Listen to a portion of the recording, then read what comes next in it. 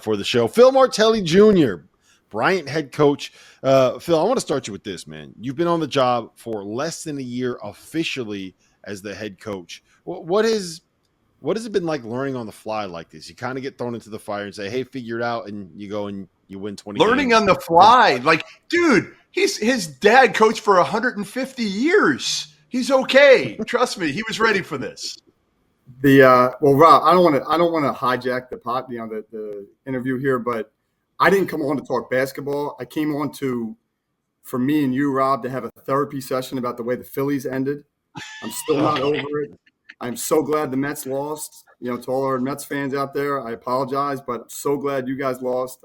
I'm devastated is not even, and I know you're feeling it too, but I just want to know, Phil. Here's my question. This is my biggest. Yeah, they lost last night, Goodman. They lost last night. Here, look. I know. I just wanted to put it on. My son's little league team is the Dodgers, so there you go. How about that, Goodman? I have a Dodgers hat also, but I just wanted to annoy Doster to put on that Mets hat for a minute. That's all. Oh, devastating. Devastating isn't even. Hey, look, can't even. It's football season now. Bird season. At least they won yesterday, right? Yeah, right. Could have been worse. I don't know where. Go ahead, Goodman. You can take it away from here. All right. Well, let's get the transition to the dog first, and then we could start talking basketball. Never had a dog. I'm not. I know. Pat. That was a cute looking dog, but never had a dog. Nothing. Yeah, you're not a big dog guy, but I'm told there's like a mascot or something, Dub, or like we have a picture. That's the closest I've had to a pet mascot. There he is. That was him on his way to practice on Saturday. We had a practice at CCRI because our gym was being used for open house. But Nick Schmidt, who's Mark Schmidt's son from St. Bonaventure, joined my staff this year. His birthday was 2 weeks ago, and he gets a package in the office, and he's like, "What the heck is this?" And he's like, opening this package, this big box, and out he pulls that dog. This, I don't know if it's bronze or metal. It's some, probably weighs about 5-7 pounds. So it's sitting in the office. So they all go down for practice, and I'm sitting there just finishing my notes for practice. And as they're getting guys warmed up and stuff, and the dog's sitting there. So I pick him up and bring him down. And as I'm walking down the steps, I'm thinking, all right, this is our new dog. Like, we got to, and I'm thinking, like, we got to come up with a name. And I didn't want to leave it up to the group because God only knows what they would come up with. And as I was walking down the stairs, I said, Dub, for W's. So every time we win, Dub will come out. Hopefully he's out quite a bit. If we lose, then he's got to stay, in his cage or whatever. But I want to get I told him I'm not like big time enough for this, but I want to get like a nice, like diamond chain for him, something like a gold chain, like a big gold chain to really make him fierce. But, we'll see. Maybe they'll go to like Petco and get a spiked collar or something like that. But there you go. Yeah, Dub. No, that's what you need. Yeah, Anita Schmidt. You need the spike collar. Yeah, Anita Schmidt. She sent it. Mark Schmidt's wife. She sent it to Nick. And if we make a run here and do something special, it's going to be all credit to her and Dub. Yep. But that is the closest I've had to a pet dog. I do pet him every day when I walk in. I give him a little tap on the head. So. That's what Goodman's wife does to him when she walks in. She's like, "Oh, good boy, you cleaned the house. You did." Isn't she usually giving him like the backhand, like "Get out of here"? Like probably more of that.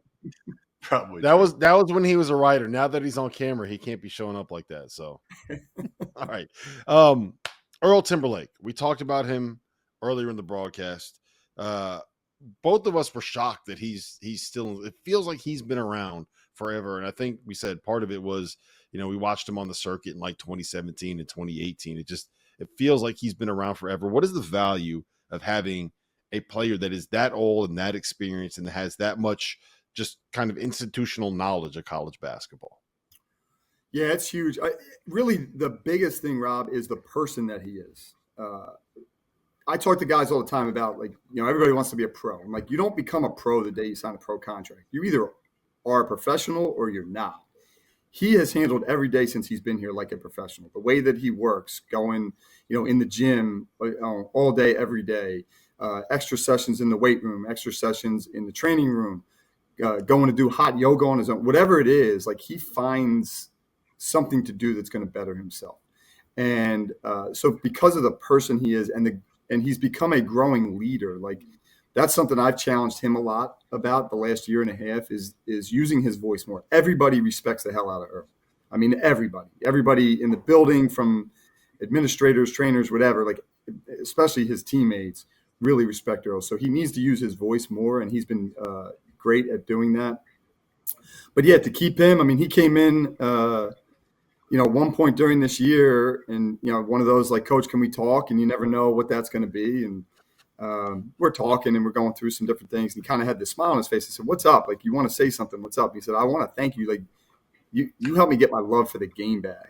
And he always treated it as a professional, but for him to say that, because he was through tough situations, got injured at Miami, was at Memphis, kind of, they were good, but it was, the Amani Bates stuff. And so it was kind of crazy, and Earl's not a crazy guy. And his first year here wasn't all that he wanted it to be. So, for him to come back, it really speaks volumes to who he is more than I think who we are, to be honest with you, because he understood that. He's been through tough situations.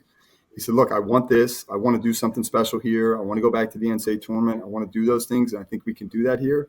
So, to be candid, and I've said this to the staff a lot, and like, I feel an obligation to all these guys to try and get us to the highest level that we can get. But it's even more so with Earl. Like, it's even more so with him. Like, the days where like the standard's not good enough, like, I feel myself going like, I'm letting him down, and I got to make sure that the standard is better. And there's nobody I'd rather. I probably shouldn't say it out loud, but he should have been Player of the Year last year. Plain and simple, he should have been Player of the Year. And he dominated the kid that was Player of the Year. And all due respect, he was a great player, but he was top 10 in all the major categories. First player since Marcus Blakely to do that. I mean, 15 years. Again, that probably doesn't make me a lot of friends, but and I know we're all biased with our own guys, but there's nobody I would trade him for. Nobody. Phil, what's the key? Obviously, you had a great year in your first year, especially under the circumstances that you took over. What is the key to knocking off Vermont? I mean, honestly, like, that's the big question, right? Like, they've been on top for so long. You've got Timberlake back. You've got Pinzone back. You got a bunch of other guys back, which is nice. But like, if there's one thing, if I said to you, what's that one thing that has to happen, what would it be? It's just discipline, to be honest with you. I don't, I have tremendous amount of respect for Becker, for John and that program. Like, I love winning. I love seeing programs that do it like that at a high level. But it drives you, and it drives you every day. I mean, the only two teams we haven't beaten are Vermont and UMass Lowell, and that's the reason they're picked ahead of us, because they've been better than us and they deserve to be there. So, with Vermont specifically, it's discipline. Like, both of our games last year, tight game. Really, 3 of our 4 games with them were really back and forth tight games until the last couple minutes, and they found a way to make the plays, and we cracked a little bit. And that's what can't happen with them, because the moment that you show your weakness is when they really pounce on you. And that's a big thing. We've been preaching that since the spring, about being more disciplined, being sharper, and staying together, and that, hey, when something happens that doesn't go our way, that we're able to bounce back and get to the next play. How are you molding what you guys do in your image? When you take over a program that was built by in the vision of a different head coach, right? I don't want to say by someone else, but in the vision of a different head coach. Is that kind of what you want to do? Or are you just trying to extend what Jared's concepts were? And how are you? What are we going to see differently now that this is your team, your program? It's got your fingerprints on it. You've had a year to kind of make decisions. You have an off season to work with the guys that you have on the roster already. Well, the one thing that we really put a lot of time into and saw results from was more of a defensive focus. We still want to play fair, and really, there was a lot of things that we were very in line with basketball-wise. Playing up tempo, playing in space. I really like playing off of concepts, offensively rather than plays. I don't want to get stuck and bogged down into running a lot of plays, like Taylor Jenks talked about the other day from the Grizzlies about, less plays and more concepts. That's what I want us to do. So we spend a lot of time with that.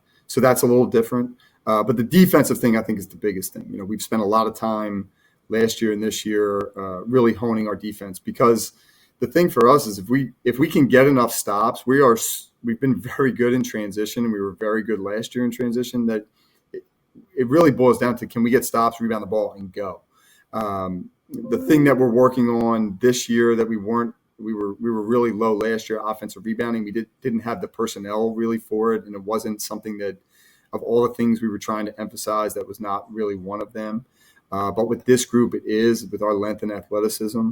I'm not sure if we're going to shoot the ball. I wasn't confident about us shooting the ball really well coming in. Now through practice and through our scrimmages, we have shot it really, really well. So hopefully that continues. But really trying to be a menace on the offensive glass as well as defensively. Those are two things that we're really spending a lot of time talking about right now. Hey, you didn't want to bring your dad on as like a special assistant to the head coach this year, now that he's not coaching right now? He's got no time. Every time I say to him, we have a Coaches versus Cancer breakfast next Friday, and he's, you guys know, he's Coaches versus Cancer, like everything. I said, why don't you come up? I got this speaking thing. I got to do this. I got that. Like he's got one, he wants to be back in Philadelphia. Back to the original part of this. I think he wanted to be back in Philadelphia this fall because he thought there was going to be a parade, which unfortunately there's not. Maybe he'll go to the Thanksgiving Day parade or something. But I really, he's a monster Phillies fan too. So I really think, that was part of it. He wanted to be back in Philadelphia, be back home.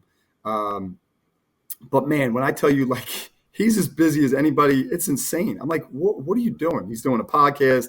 He's got TV contracts with 2 different networks. He's got corporate speaking stuff he's doing. I think he's spoken to every school district in like a 30-mile radius of the city of Philadelphia.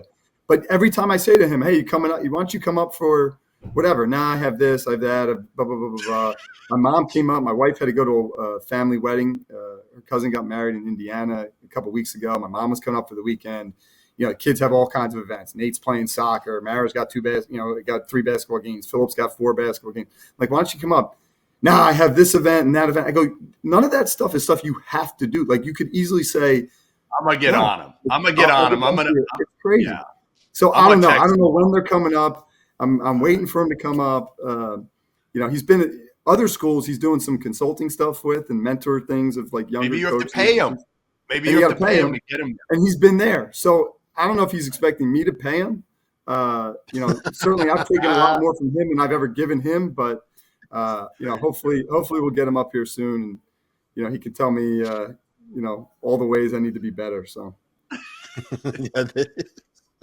Listen, Phil, it's great to see you, man. Hopefully next year is the Phil's year, man. I'm telling you, next year's the year. Finally. I'm already on to it. My sons were like, my oldest Philip turned 15 yesterday, and all he's talked about is Juan Soto. And every time Juan Soto hits a home run for the Yankees, I'm like, well, they're not getting Juan Soto. So like, hopefully there's another guy.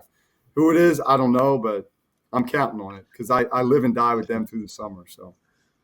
Yes, yeah. My son is a diehard the Philly everything. Loves the Phillies. I probably watched 160 of the 162 games. Yeah, I was on that this season. I don't even want to know how much money I spent on tickets and food and snacks and shirts every time we go to the games. It is what it is. Listen, man, it's great to see you. I could sit here and talk Phillies with you all day, but we got to keep moving. No, thanks, guys. I appreciate you being here. That's Phil Martelli, Bryant head coach.